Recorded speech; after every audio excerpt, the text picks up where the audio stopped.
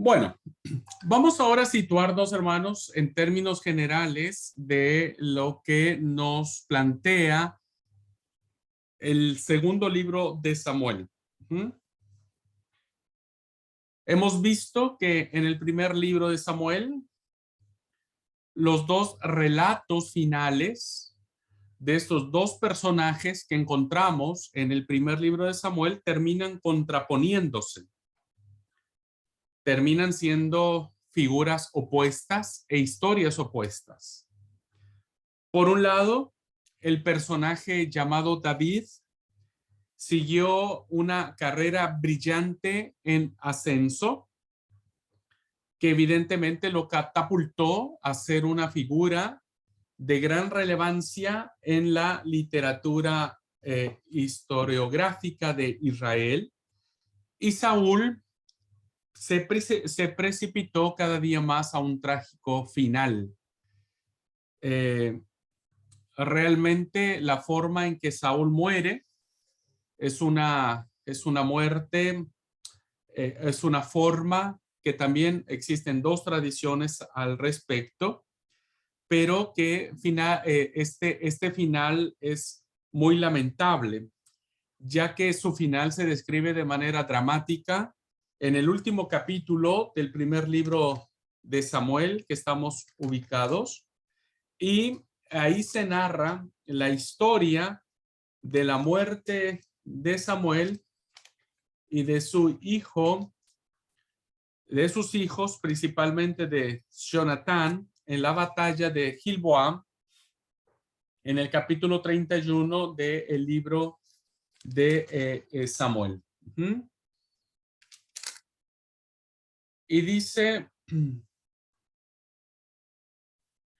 el capítulo 31, versículo 3: y arreció la batalla contra Saúl y le alcanzaron los flecheros y tuvo gran temor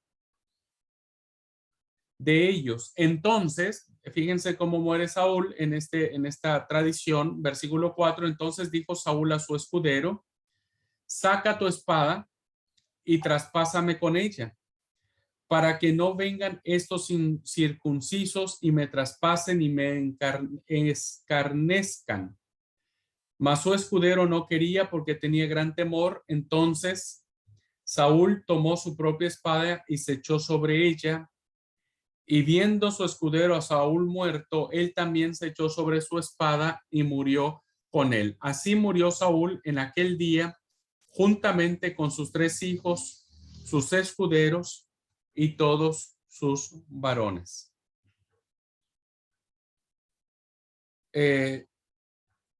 Bueno, encontramos aquí la tradición con que termina la historia de Saúl.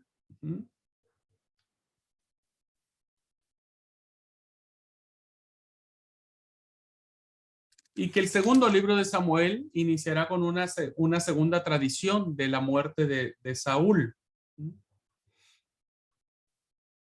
El versículo número 5, segunda de Samuel 1:5, dice: y dijo David a aquel joven que le daba las nuevas: ¿cómo sabes que han muerto Saúl y Jonatán su hijo? El joven que le daba las nuevas respondió: casualmente vine al monte de Gilboa, y allá Saúl, que se apoyaba sobre su lanza, y venía tras él carros y gente de a caballo, y mirando él hacia atrás me vio y me llamó, y yo le dije: heme aquí. Y él me preguntó: ¿quién eres tú? Está hablando el chico hablando con Saúl moribundo, y dice: yo soy amalecita. Él me volvió a decir: te ruego que te pongas sobre mí y me mates, porque se ha apoderado de mí la angustia, pues mi vida aún está todavía, está aún toda en mí. Entonces me puse sobre él y le maté, porque sabía que no podía vivir después de su caída. Entonces tenemos dos tradiciones diferentes de la forma en que muere Saúl, pero en ambas tradiciones es sumamente dramático este evento de la muerte del primer rey de Israel.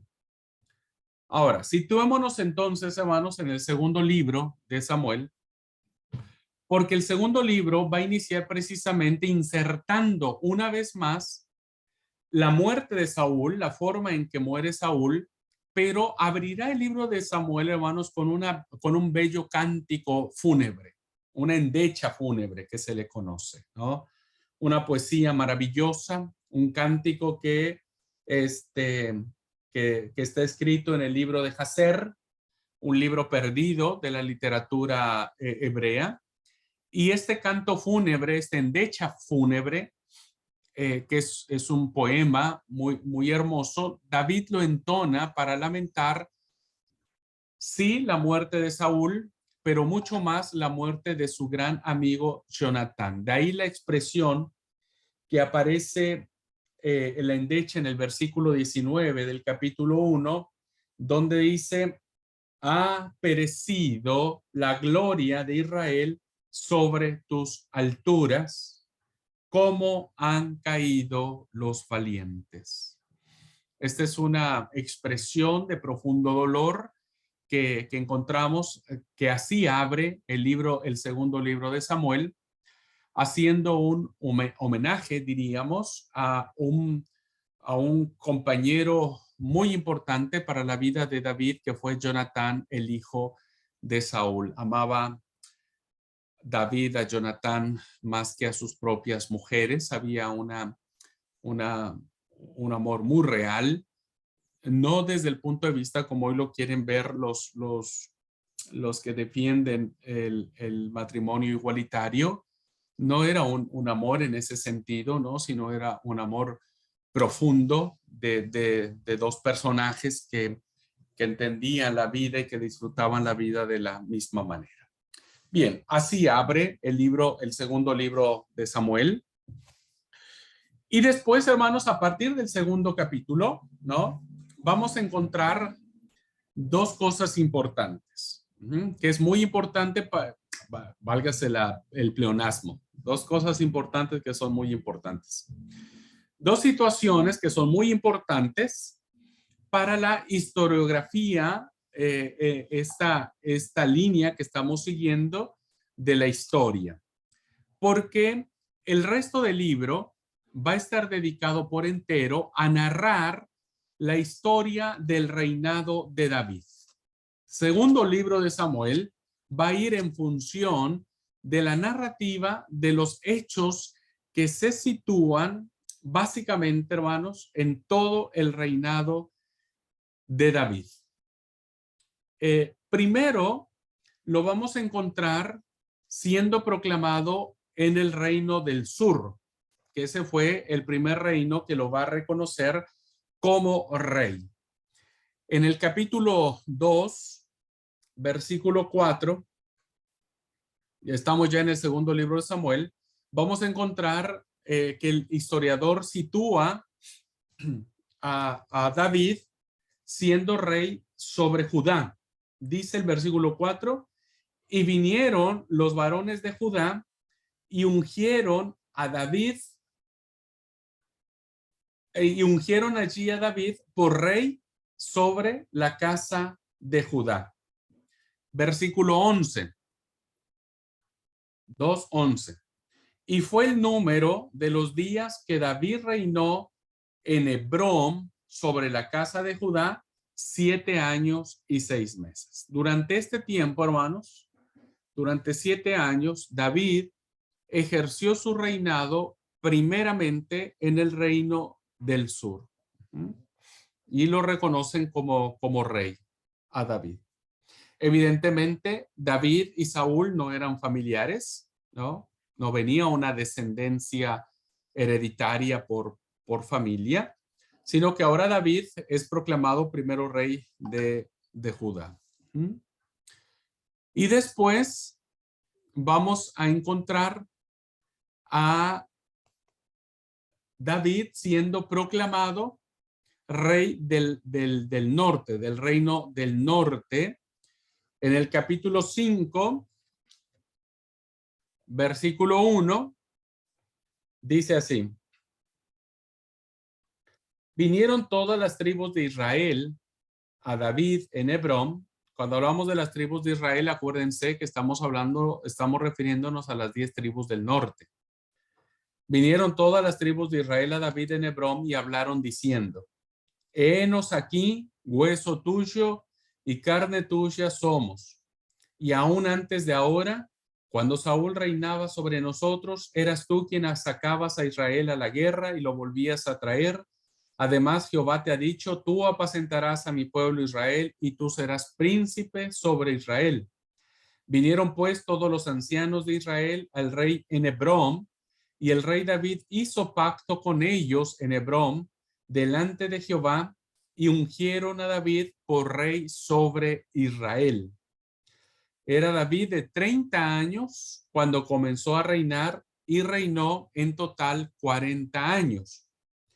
En Hebrón reinó sobre Judá 7 años y 6 meses, y en Jerusalén reinó 33 años sobre todo Israel y sobre todo Judá.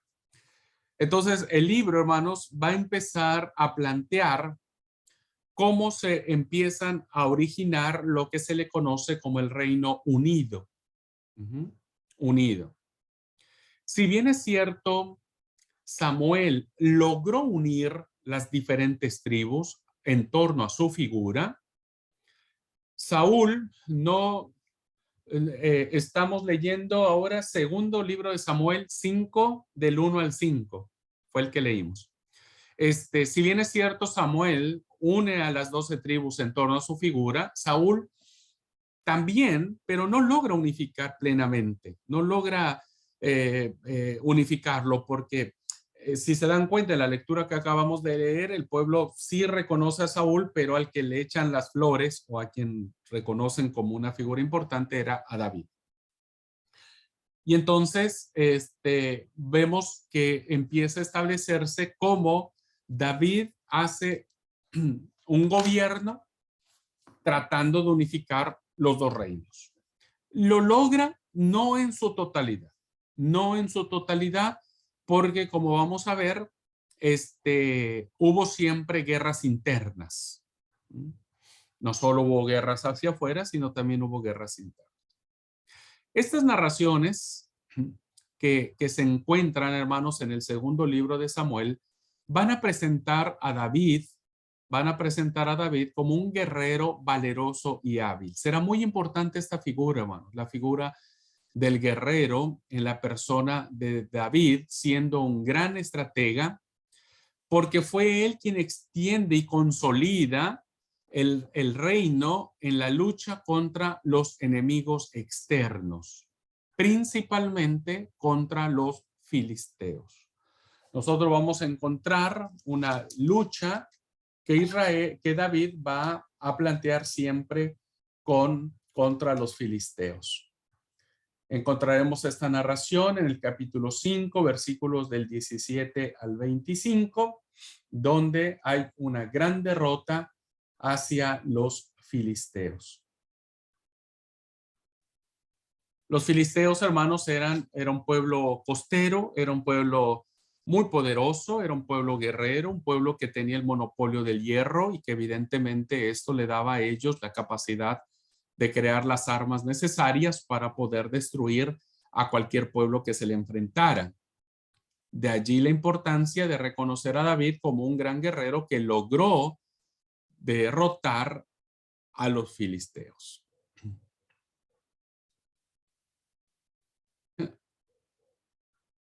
En este libro de Samuel va a ser muy importante para el escritor sagrado resaltar su figura. Por eso es que, aunque David va a cometer fallos, estos fallos serán matizados, no las consecuencias, pero sí los fallos. Serán más matizados por el escritor sagrado que los fallos que tuvo Saúl. Los fallos de Saúl, ¿no? Serán mucho más escandalosos, diríamos, ¿no? Porque a Saúl se le unirá o se le hará referencia principalmente a la divina de Endor, ¿no? La figura de Saúl estará básicamente rodeada de esta práctica adivinatoria que era totalmente condenada en el pueblo de Israel y que y delante de Jehová era una abominación. Era una abominación. Cosa que no sucederá en las tradiciones de David. David, hermanos, será un hombre que derramará mucha sangre, pero eso no será motivo de escándalo. Más bien será un motivo de exalzarlo como un héroe o como alguien que fue importante para ganar territorio y sobre todo para extender los dominios. Pero algo muy importante que habrá de hacerse, queridos hermanos, tendrá que ser en poner de relieve su profunda religiosidad de David. Y esto va a ser en función de lo siguiente. El gran aporte teológico que nosotros encontramos en el libro del segundo libro de Samuel. ¿Cuál es el aporte teológico del segundo libro de Samuel? Lo encontramos en el capítulo 7 de Samuel. Segundo libro de Samuel, en todo el capítulo 7.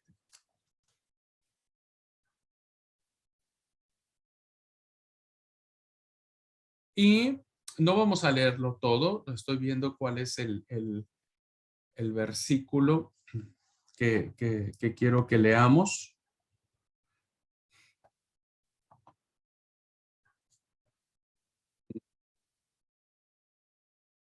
Ok.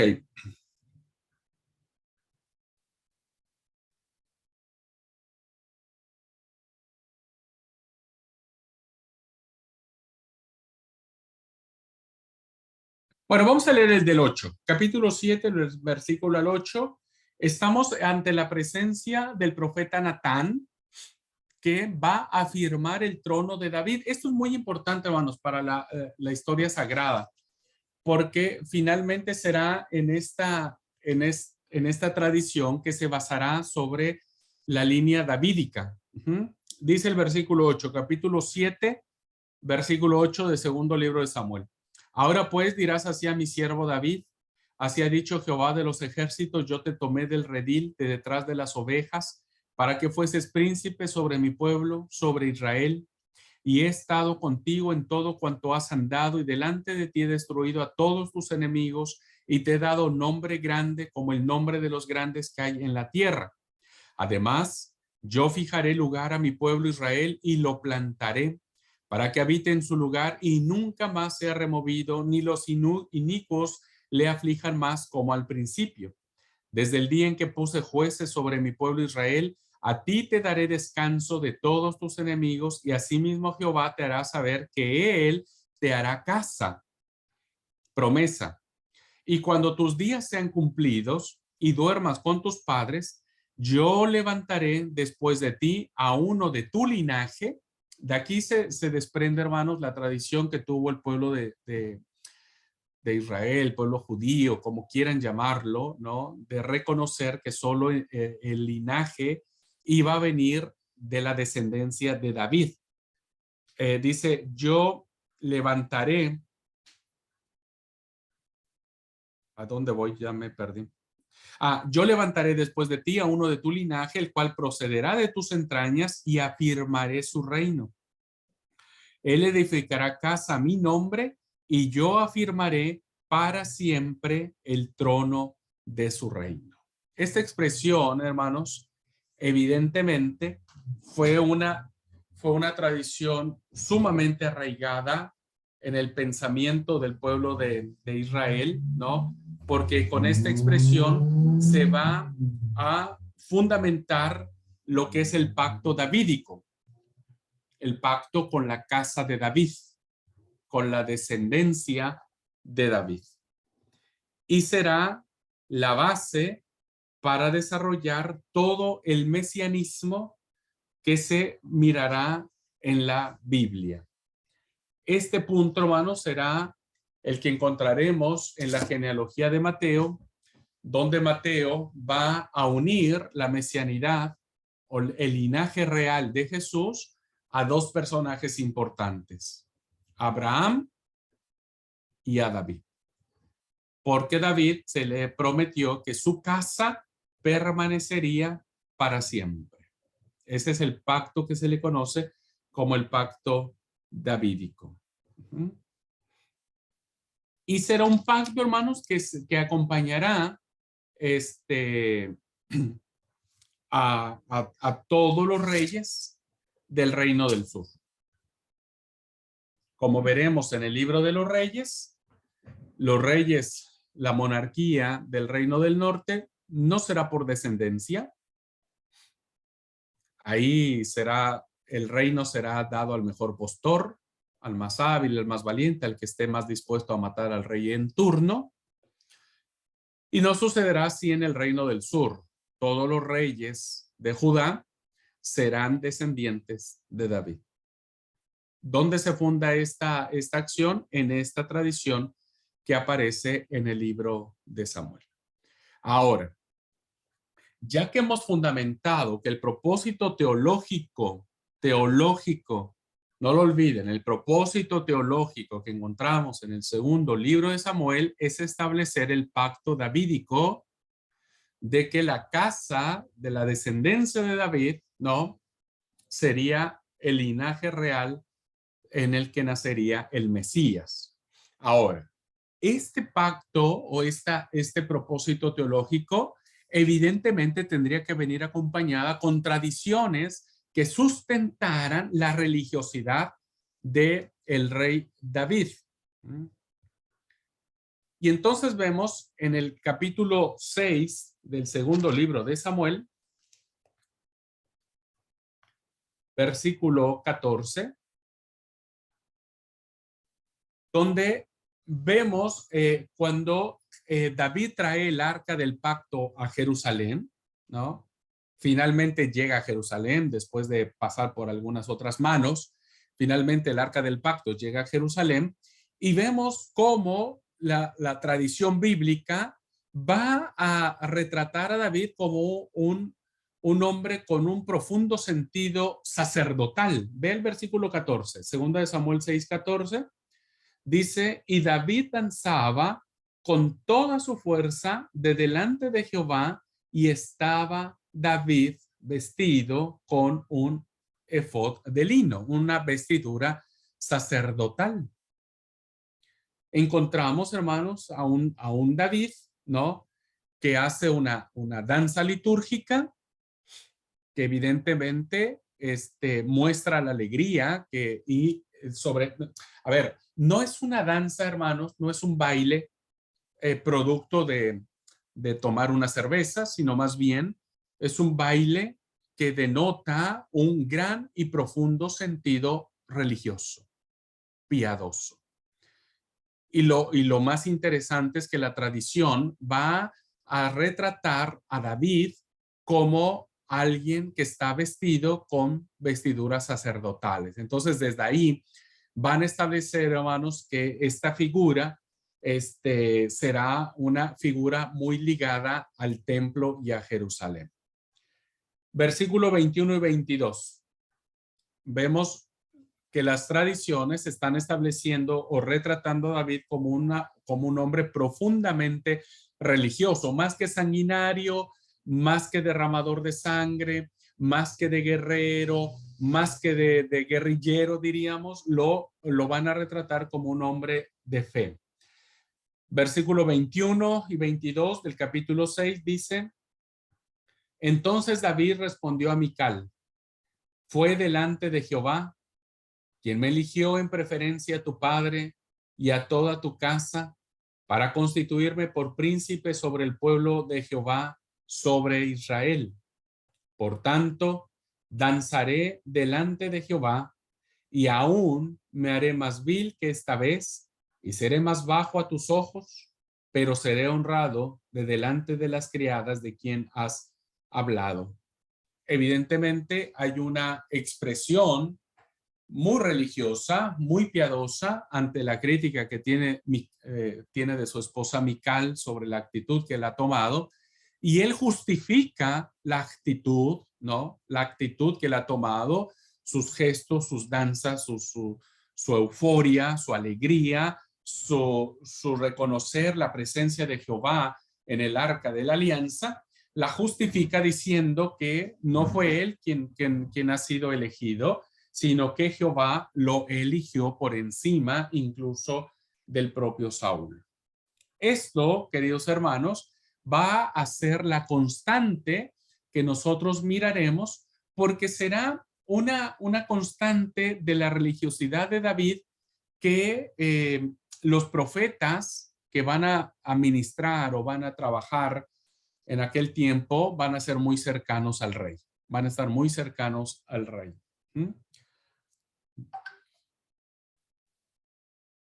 Miraremos otra forma en el capítulo 7.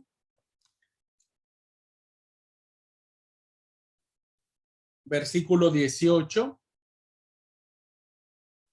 Después de que se hace el pacto davídico, dice, y entró el rey David y se puso delante de Jehová y dijo, Señor Jehová, ¿quién soy yo y quién es mi casa para que tú me hayas traído hasta aquí? Y aún te ha parecido poco esto, Señor Jehová, pues también has hablado de la casa de tu siervo en lo porvenir. ¿Es así como procede el hombre, Señor Jehová? ¿Y qué más puede añadir David hablando contigo? Pues tú conoces a tu siervo, Señor Jehová. Todas estas grandezas has hecho por tu palabra y conforme a tu corazón, haciéndolas saber a tu siervo. Y sigue la narración, hermanos, y solamente el versículo 28, voy a saltarme la narración, que es básicamente una oración muy religiosa, muy piadosa, muy espiritual de David, pero por motivo de tiempo me salto eso y dice el versículo 28, ahora pues Jehová, Dios, tú eres Dios y tus palabras son verdad y tú has prometido este bien a tu siervo. Ten ahora bien a bendecir la casa de tu siervo para que permanezca perpetuamente delante de ti, porque tú, Jehová Dios, lo has dicho y con tu bendición será bendita la casa de tu siervo para siempre. Vemos entonces estas tradiciones que van a reflejar una profunda religiosidad, una profunda adoración que va a ser genuina, muy genuina por parte de David en su reino. Habrá otra preocupación para David. David no solamente se va a presentar en el libro de Samuel como un hombre profundamente religioso, sino también se va a presentar como un hombre que tiene una profunda preocupación por organizar y sentar las bases sólidas de su reino. No es nada fácil reinar a 2 reinos, no es nada fácil poner en cintura a 12 tribus. Y entonces él tiene mucha preocupación sobre esto. Y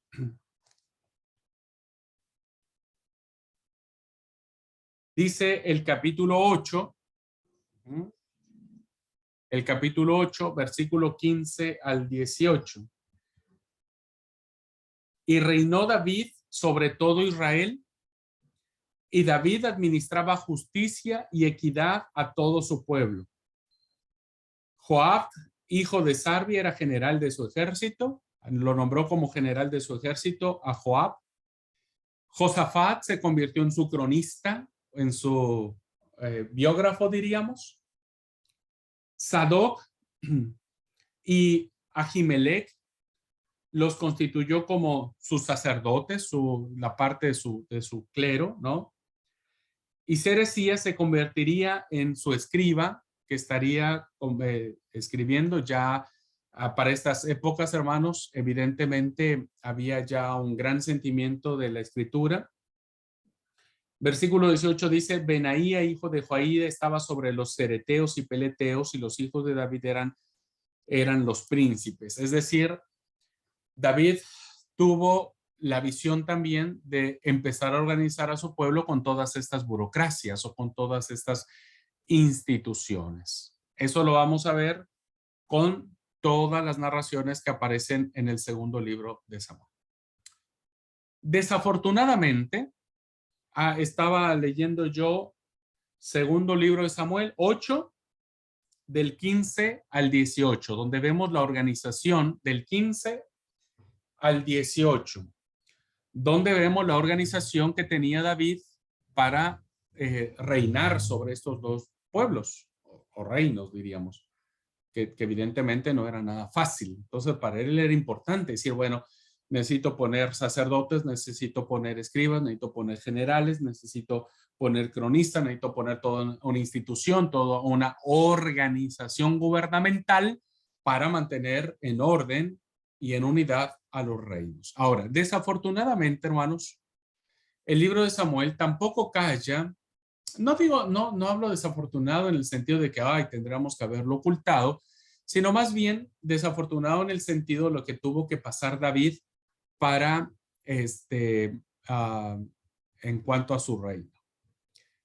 Samuel, el libro de Samuel va a presentar las debilidades y pecados que tuvo el rey David, presentará las debilidades y pecados que tuvo el rey David, ¿no? Que incluso llegaron a dos acciones importantes como lo fue el homicidio y el adulterio. Todos conocemos la historia de Urías el Eteo y conocemos la historia de Betsabé. Historia interesantísima, hermanos, porque esa será una historia de la cual el resultado de la misma no solo tendrá consecuencias muy difíciles para David. La sentencia de Natán, el profeta, le dijo, la espada no se apartará de tu casa. Es decir, no solo habrá connotaciones negativas en esta historia, ¿no? Marcada por estos actos deslenables, sino por el otro lado vendrá una historia en sentido, diríamos, positivo, que aunque esta historia fue rodeada de mucha intriga, de mucho complot, de adelantarse al otro, etcétera, que fue la historia de Salomón, porque acuérdense que Salomón nace de Betsabé. Entonces, por un lado, traerá la espada a la familia de David y por el otro lado va a ser Salomón el descendiente del pacto davídico. Entonces, y que vendrá a ser producto de Betsabé. Bueno, estas historias las encontramos en el capítulo 11 y 12 del libro de Samuel. Bueno, ahora, es muy importante esto que voy a mencionarles, hermanos. Dijimos entonces que ya estamos en la época donde la monarquía ya se instala con mayor fuerza. Ya pasó la época de los jueces, no hay más jueces. Ya pasó el periodo de Saúl, ahora estamos instaurando, estamos fortaleciendo la institución monárquica que apareció en el primer libro de Samuel. ¿Okay? Y como he explicado, esta aparición de la monarquía, de esta unidad del pueblo en torno a la figura del rey, viene a nacer a pedido de los israelitas. Pero esto no significará, escuchen bien esto, ¿no? El hecho de que los israelitas dijeron, nosotros vamos a ir a la guerra, venceremos, pelearemos, ganaremos, haremos todo lo que nosotros querramos. Esto, hermanos, no significaría bajo ninguna circunstancia que Dios iba a renunciar a su autoridad soberana como el verdadero rey de Israel. O sea, Israel pidió un rey. Y como lo leímos en el pasaje, al final cuando Samuel les dice, miren, ustedes van a tener que dar esto, aquello, el otro, ¿qué dijo el pueblo? No importa, lo vamos a hacer porque queremos ser como las demás naciones. Y además, si nosotros tenemos un rey, todas las veces que salgamos a la guerra vamos a vencer. Es decir, el pueblo estaba pensando que ahora Dios habría que sacarlo de la historia, hacerlo a un lado, y que ahora evidentemente la confianza iba a estar en torno del rey. Sin embargo, hermanos, nunca significó que el hecho de que Dios permitiese la monarquía, que él renunciara a ser el Dios de Israel. Porque entonces la historia no tendría sentido. Israel debe seguir, la historia debe seguir manifestando que el verdadero protagonista de la historia es Dios. Por tanto, después de conceder Dios, hermanos, al pueblo el rey que ellos pidieron, después de que Dios dijo, está bien, está bueno, le dijo a Samuel y unge a Saúl. Saúl más o menos tendría como 35 años aproximadamente cuando es ungido como rey de Israel. Más o menos la edad de David. Y bueno, Dios dijo, está bien, unjamos a Saúl. Terminó Saúl, que dijo Dios, le dijo a Samuel, y unjamos a David. Ok. Una vez que Dios concede esta parte, hermanos, y mantiene esta sucesión de monarcas en el pueblo de Israel, ¿no? Dios reclama en algún momento, y eso lo vemos en el libro de Samuel, reclama para sí una obediencia que está incluso por encima del rey. O sea, Dios, hermanos, no renuncia a su soberanía, no renuncia a su señorío, sino que en algún momento Él les va a pedir que toda autoridad humana, incluso la del rey, tenga que ser sometida a Él. Leámoslo en el capítulo 12 del segundo libro de Samuel.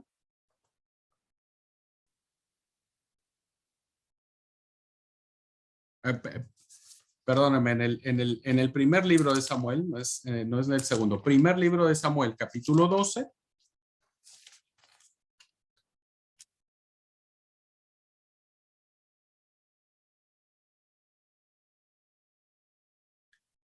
Vamos a ver lo que Dios va a establecer. Primer libro de Samuel, capítulo 12, versículo 14.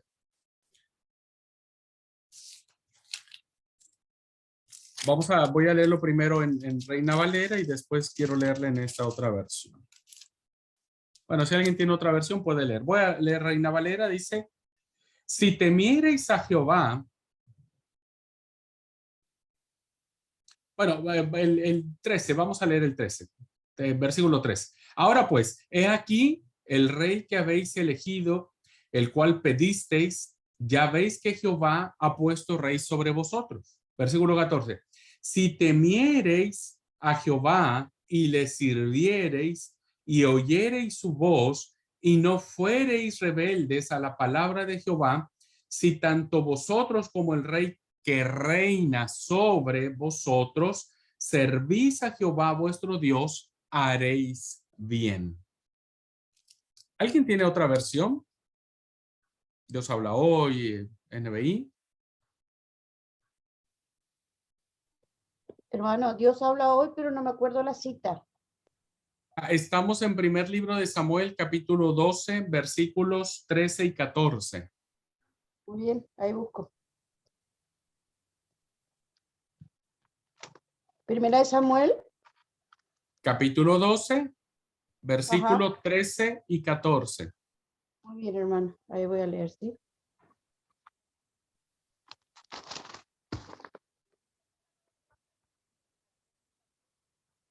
Tiene una letra tan chiquita que me cuesta. Dice así, pero aquí tienen ustedes al rey que han escogido. El Señor les ha dado el rey que le pidieron. Ahora les toca a ustedes honrar al Señor y rendirle culto, atender su voz y no desobedecer sus mandatos y vivir tanto ustedes como el rey que los gobierne conforme a la voluntad del Señor su Dios. Así les irá bien. Gracias.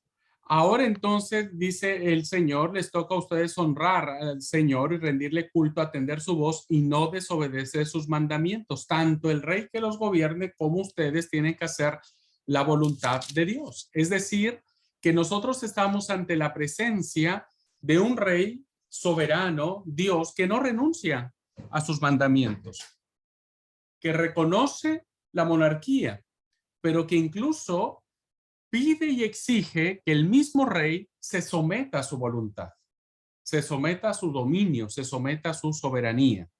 Eso lo encontramos en el libro de Samuel.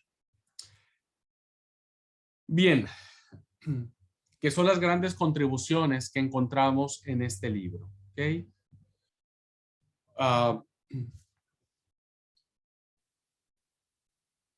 Teológicamente hablando, pacto davídico. El historiador quiere resaltar la figura de David y lo presenta como un hombre piadoso, religioso, un hombre organizado, pero también un hombre en toda la extensión de la palabra, en sus falencias, en sus equívocos. Pero lo más importante del libro de Samuel no está en la historia de David, sino en la historia de Dios, que Dios sigue reclamando que incluso el rey se someta a su voluntad. ¿Dónde encontramos este reclamo de Dios al rey? Cuando Natán se presenta y le cuenta la historia a David del hombre que tiene una corderita, su única corderita, y que viene un rey malvado, perverso, poderoso, y se la arrebata. El rey se enoja y dice: a ese hombre hay que matarlo. Y Natán le dice: tú eres ese hombre. Entonces, allí, hermanos, estamos viendo que Dios no renuncia a su soberanía y el rey tampoco. Y David reconoce que ha pecado contra Jehová. Finalmente, hermanos, la persona y el reinado de David dejan una huella muy profunda en la historia del pueblo de Israel, que primero lo ve como un héroe por excelencia, por todas las conquistas, por toda la extensión de dominio que él hizo, y lo van a plantear a la altura de Moisés. Por eso David tendrá un papel muy importante que será recordado incluso en la teología neotestamentaria.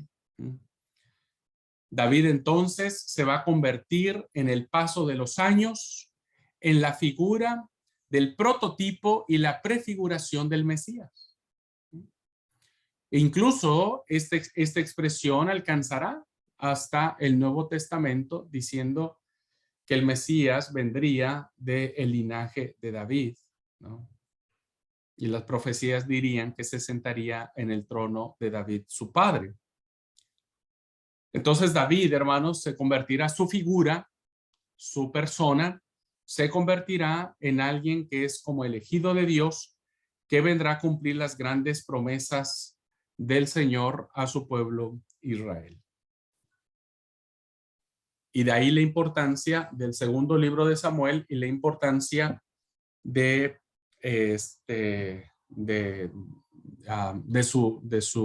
su obra. Bueno, David entonces será presente en el segundo libro de Samuel. Va a tener un papel muy importante Jerusalén, hermanos, en esta literatura.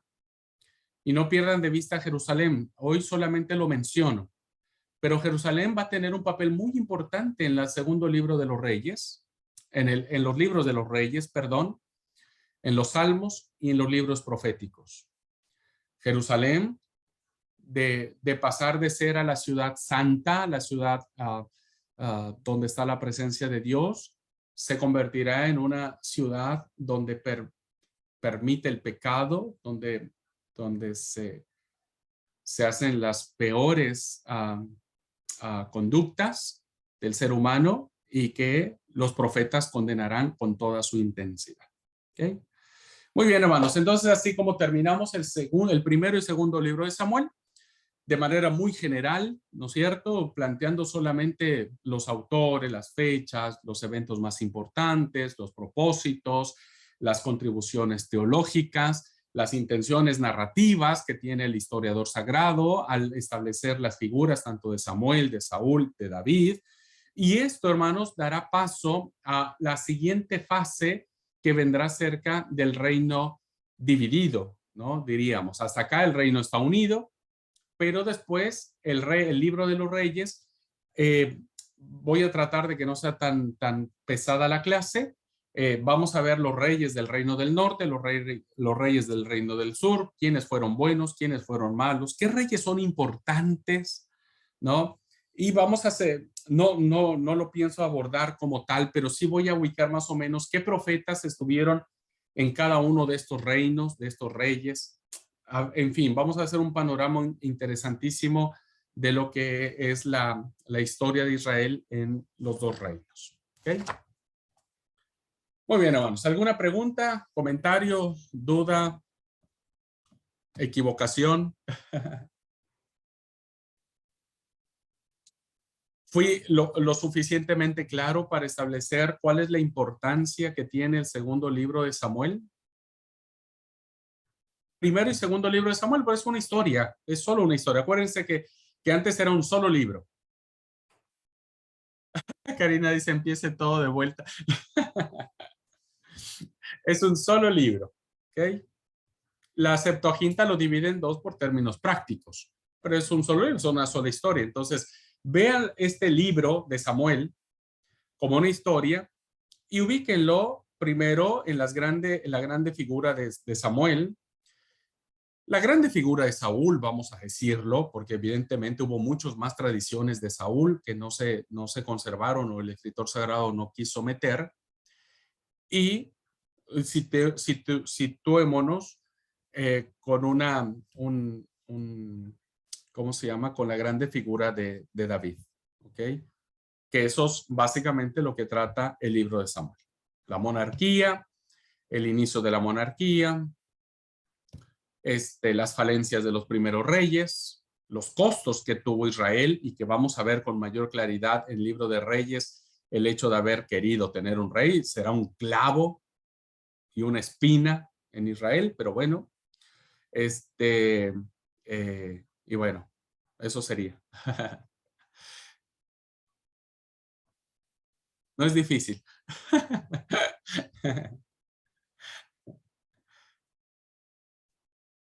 Es difícil un poquitito, pero nada imposible.